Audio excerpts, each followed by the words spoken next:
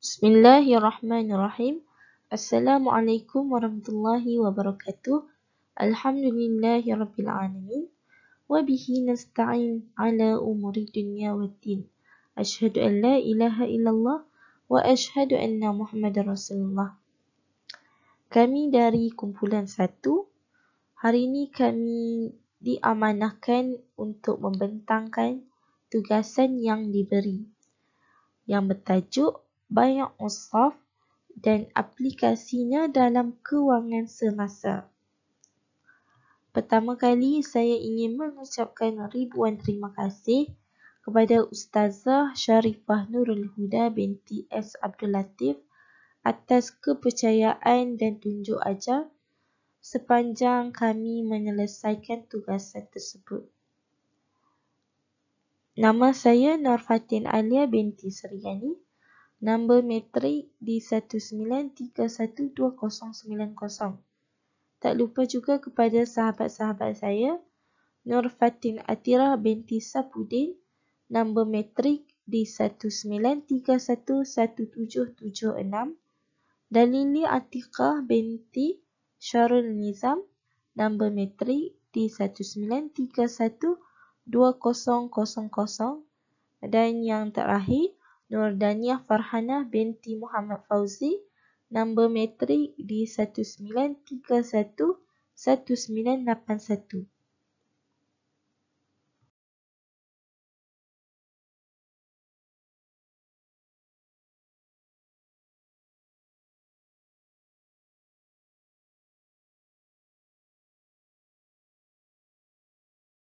Pengenalan bagi Bai' As-Saff.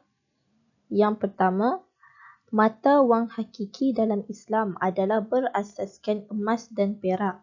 Ia dikenali sebagai dinar dan dirham. Emas dan perak adalah barangan ribawi yang mana kaedah dan syarat pertukarannya telah ditetapkan oleh Islam, iaitu persamaan jenis, persamaan timbangan dan secara tunai. Yang kedua, kaedah jual beli ini dinamakan sebagai jual beli mata wang atau Bai' As-Saff. Yang ketiga, jika pertukaran dilakukan bagi barang berlainan jenis seperti di antara emas dan perak atau di antara dinar dan dirham, maka ia boleh dilakukan secara berlebih kurang asalkan dilakukan secara tunai. Yang keempat, barang-barang kemas daripada emas yang merangkumi segala perhiasan seperti cincin, anting-anting, kalung, gelang dan seumpamanya yang diperbuat daripada emas adalah harus dipakai oleh perempuan, tetapi haram bagi kaum lelaki. Definisi Bai' As-Saff dari segi bahasa, lebihan atau tambahan, tolak dan ubah, pindah dan tukar. Kerana dekat sini ada 3 jenis makna Bai' As-Saff dari segi bahasa. Dari segi istilah pula, As-Saff adalah jual beli dua barangan yang kedua-duanya dalam bentuk mata wang ataupun jual beli wang dengan wang. Mata wang dekat sini dia membawa makna wang dirham atau wang dinar atau wang seumpama dengannya. Contoh, menjual emas dengan emas atau perak dengan perak atau emas dengan perak sama ada dalam bentuk emas atau peraknya atau dalam bentuk wang. Fuqaha mendefinisikan Bai' As-Saff ialah akad jual beli mata wang sama ada daripada emas atau perak seperti dinar dan dirham yang dipakai pada masa lalu, atau mata wang daripada bahan yang lain yang diiktiraf sebagai wang. Pada masa kini, mata wang juga diperbuat daripada pelbagai seperti tembaga dan kertas yang diberi nilai tertentu bergantung pada pihak yang mengeluarkannya. Contohnya, wang rial, kertas Saudi satu jenis, wang kertas Malaysia dan wang dolar Amerika satu jenis wang kertas. Jadi dekat sini, wang rial, wang kertas Malaysia dengan dolar Amerika diperbuat daripada kertas. Bagi yang ada buku Al-Fiqh Al-Manhaji, boleh rujuk pada muka surat 124, dan bagi yang ada buku Undang-Undang Muamalat dan aplikasinya, boleh rujuk pada muka surat 128. Rukun akad. Yang pertama, penjual dan pembeli. Kalau kita nak beli sesuatu barang, mestilah perlu ada penjual dengan pembeli kan? Kalau tak ada dua-dua ni, macam mana kita nak lakukan akad tersebut? Tapi penjual dan pembeli perlulah berakal, mumayyiz, ahli tasarruf, yakni keahlian untuk menguruskan harta, rushd, dan tiada paksaan dalam urus niaga. Yang kedua, barang atau nilai tukar. Kat sini kiranya dah kita nak melakukan akad, mestilah ada barang untuk kita nak lafazkan akad tu. Betul tak? Yang ketiga, harga ataupun mata wang diperjual belikan, iaitu harga barang yang kita belilah. Mestilah sebelum kita nak melakukan akad tu, kita mesti akan tengok dulu harga barang tersebut berapa. Dan yang terakhir, sirah ataupun ijab qabul. Sirah di sini membawa maksud lafaz jual dan beli yang keluar daripada penjual dan pembeli sebagai tanda persetujuan dan keredaan mereka untuk mengikat kontrak. Keredaan merupakan syarat sah jual beli yang digambarkan melalui firman Allah Subhanahu Wa Taala di dalam surah An-Nisa ayat 29. Ayat tersebut menjelaskan keperluan sirah sebagai tanda kerelaan dalam apa jua kontrak jual beli, termasuk dalam urusan pertukaran wang. Seterusnya adalah hukum akad bai'u as-saf, iaitu hukum akad tukaran mata wang menurut syarak. Akad tukaran mata wang adalah dibenarkan dan hendaklah bertepatan dengan syarak. Pada dasarnya, hukum tukaran ini sama seperti hukum jual beli biasa, cuma ditambah dengan beberapa syarat. Kesasihan tukaran mata wang ini disokong oleh banyak hadis dan riwayat-riwayat daripada sahabat. Kesasihan akad ini juga disokong oleh ijma' ulama' yang terdiri daripada mazhab Syafi'i, Maliki, Hambali dan Hanafi. Sokongan kesasihan tukaran mata wang daripada al-hadis berdasarkan sabda Rasulullah SAW, "Wala tabi'u minha ghaiban binajizin." Bermaksud, jangan kamu menjual barangan yang tidak ada dengan yang ada. Hadis ini menjelaskan tidak boleh menjual sesuatu barang yang tidak wujud dengan barang yang wujud. Seterusnya daripada Imam Malik meriwayatkan daripada Umar radhiyallahu anhu, "Wa inistanzaraka ila an yalija baitahu, fala tunzirhu inni akhafu alaikum rama." Bermaksud, jika dia meminta engkau menunggu sehingga dia masuk ke rumahnya, janganlah engkau tunggu kerana aku bimbang kamu terbabit dengan riba. Dalam hadis ini menyatakan urusan jual beli atau pertukaran barang hendaklah berlaku semasa majlis akad dan penyerahan hendaklah serta-merta tanpa dilewatkan kerana akan menyebabkan wujudnya unsur riba.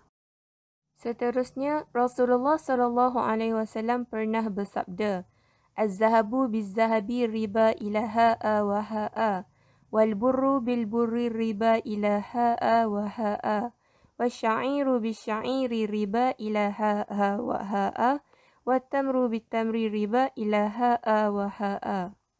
Bermaksud, emas dengan perak adalah riba kecuali secara ambil dengan ambil, Gandum dengan gandum adalah riba kecuali secara ambil dengan ambil. Barli dengan barli adalah riba kecuali secara ambil dengan ambil. Tamar dengan tamar adalah riba kecuali secara ambil dengan ambil. Barangan ribawi berlaku apabila membabitkan 6 barangan ini. Seperti yang disebutkan dalam hadis adalah emas, perak, gandum, barli, tamar dan satu lagi barang yang tidak disebutkan adalah garam. Apabila berlaku pertukaran kontrak tidak sama kuantiti atau berlaku penangguhan dari sudut pembayaran atau penyerahan barang yang melibatkan 6 barang tadi, maka ia akan melibatkan berlakunya unsur riba. Barang berunsur riba ini hendaklah berlaku transaksi secara terus dan serentak. Sokongan kesasihan tukaran mata wang yang seterusnya adalah daripada ijma' ulama'. Jumhur ulama' yang terdiri daripada mazhab Hanafi, Maliki, Syafi'i dan Hanbali bersepakat bahawa hukum pertukaran mata wang adalah harus apabila adanya keperluan di samping ia mengakui adanya perubahan kadar pertukaran pada masa-masa tertentu. Cuma, ianya perlu memenuhi 2 syarat iaitu tamatul dan al-tanakut atau al-qad. Tamatul adalah pertukaran yang sama berat atau timbangan atau nilai. Contohnya, pertukaran emas hendaklah dengan emas, manakala pertukaran perak hendaklah dengan perak mengikut timbangan atau sukatan atau nilai yang sama berat. Manakala at-tanakut atau al-qad pula ialah pertukaran yang berlaku secara serah-menyerah atau tunai dalam majlis akad. Jika berlaku selepas majlis akad, maka pertukaran adalah tidak sah. Seterusnya adalah sumber hukum yang berkaitan daripada Al-Quran, Surah Al-Baqarah ayat 275. Dalam ayat ini tidak menjelaskan dengan terang tentang konsep al-saf, tetapi hanya menyentuh tentang konsep urus niaga yang dibenarkan oleh Allah SWT secara umum. Urus niaga yang dibenarkan syarak mestilah bebas daripada riba seperti firman Allah SWT dalam surah Al-Baqarah 275. Yang perlu di-highlightkan pada perkataan innamal bai'u mislu riba wa ahallallahu bai'a wa harrama riba. Yang bermaksud bahawa sesungguhnya berniaga itu sama sahaja seperti riba. Padahal Allah telah menghalalkan berjual beli iaitu berniaga dan mengharamkan riba. Dalam ayat ini menjelaskan bahawa apa jua bentuk perniagaan adalah harus hukumnya, kecuali urus niaga yang melibatkan unsur riba berdasarkan lafaz umum al-bai dalam ayat dan ditakhsiskan oleh perkataan ar-riba.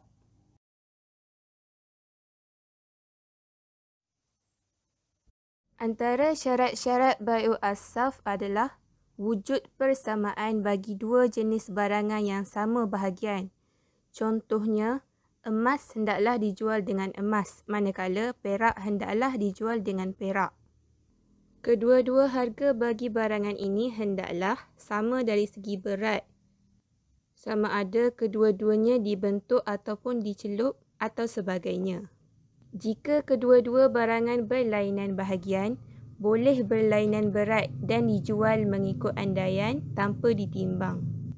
Maksud di sini contohnya, seorang penjual berkata, saya jual emas ini untuk perak ini, maka jual beli ini dibenarkan.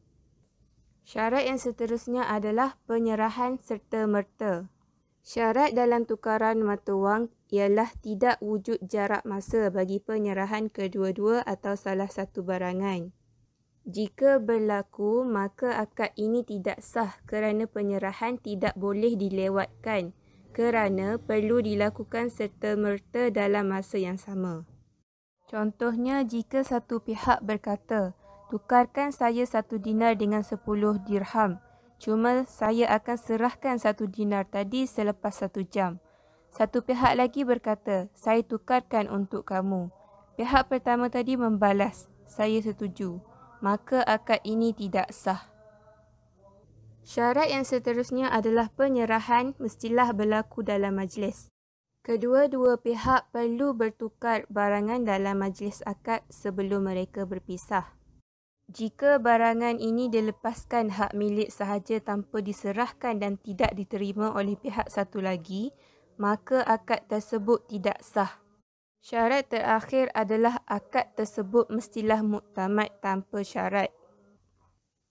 Dalam akad tersebut mestilah tidak ada syarat yang diletakkan untuk kedua-dua atau salah satu pihak. Ini bermakna tidak ada syarat khiyar yang dimasukkan dalam akad jual beli ini. Jika dimasukkan syarat khiyar di dalamnya, maka akad itu menjadi tidak sah kerana hak khiyar menghalang milikan penuh oleh kedua-dua pihak. Seterusnya, isu dalam kontrak. Yang pertama, tukaran wajib berlaku pada direct seperti barang yang ditukar mengikut proses yang telah ditetapkan dalam masa yang tertentu. Yang kedua, transfer online dahulu sebelum bayar cash diterima atas sebab tertentu. Contohnya, tidak boleh bayar cash kepada penjual kerana berada tempat jauh, maka transfer online adalah jalan pilihannya. Yang ketiga, tukaran berlaku secara offline dan online. Contoh, seperti barang ditukar secara fizikal dari tangan ke tangan ataupun melalui cara pos. Yang keempat, seseorang meminta satu pihak untuk membeli sesuatu barang dalam wang asing. Contoh, beli tiket penerbangan, aplikasi di App Store dan sebagainya. Pembatalan kontrak bai asaf. Yang pertama, penyerahan secara bertangguh. Maksudnya wujudnya jarak masa bagi penyerahan kedua-dua atau salah satu barang. Jika berlaku, maka akad ini tidak sah. Yang kedua, akad tidak muktamad. Wujudnya syarat daripada kedua-dua pihak atau salah satu pihak yang berakad. Kedua-dua pihak yang bertukar-tukar mata wang menetapkan syarat. Kedua-dua atau salah satu pihak berhak menuntut khiyar dalam masa sehari atau 2 hari. Jadi tidak sah perkara ini kerana tidak memenuhi syarat-syarat yang ditetapkan. Yang ketiga, penyerahan bukan semasa majlis akad. Maksudnya tukaran barangan dalam majlis akad ini dilakukan selepas kedua belah pihak berpisah. Jadi tidak akan menjadi tidak sah dan batal.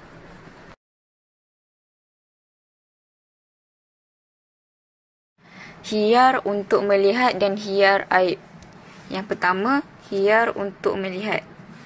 Tukaran mata wang sah jika memabitkan wang dipamerkan.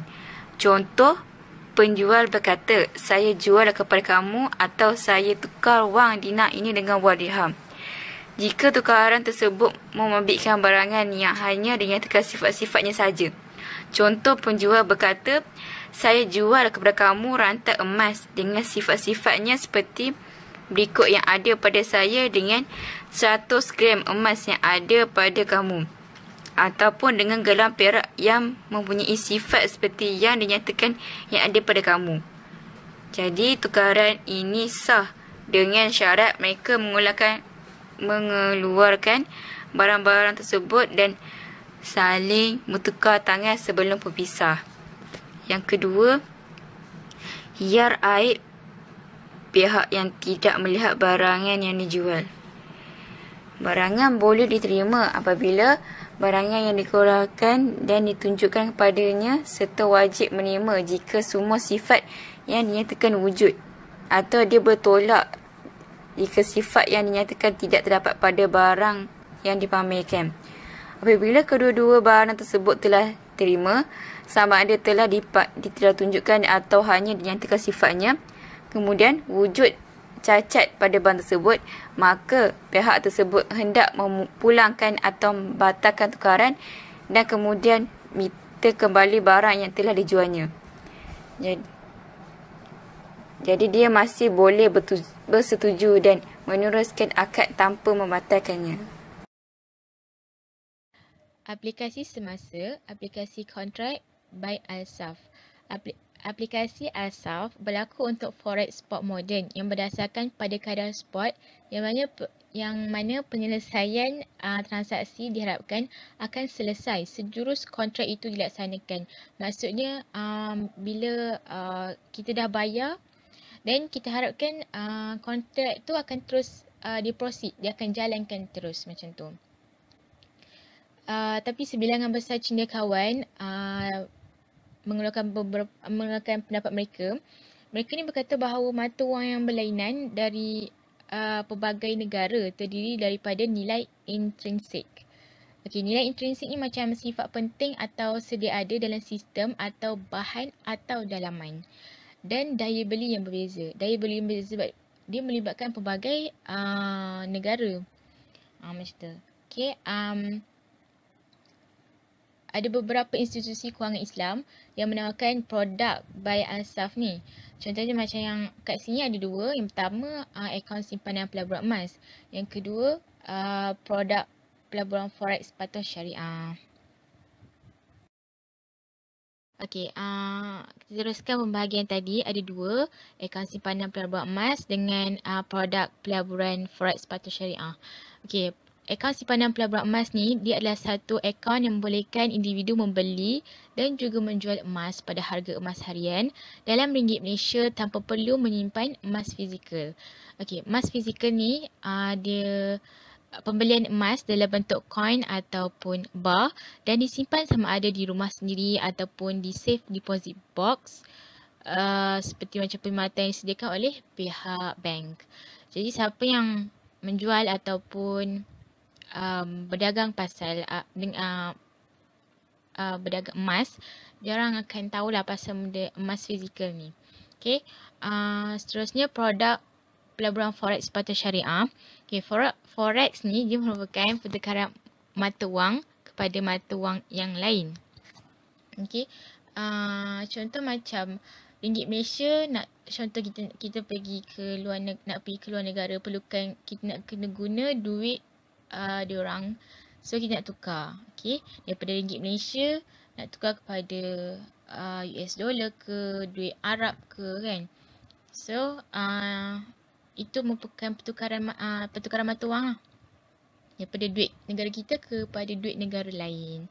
Okay, semua majlis fatwa di dunia iktiraf duit kertas sebagai mata wang, sama seperti emas dan juga perak. Okay, pertukaran mata wang perlu mematuhi syarak. Okey, seperti RM, tukar kepada RM. Dia perlu mematuhi dua syarat, iaitu spot transaksi dan harga ataupun jumlah yang sama. Barulah adil. Okey.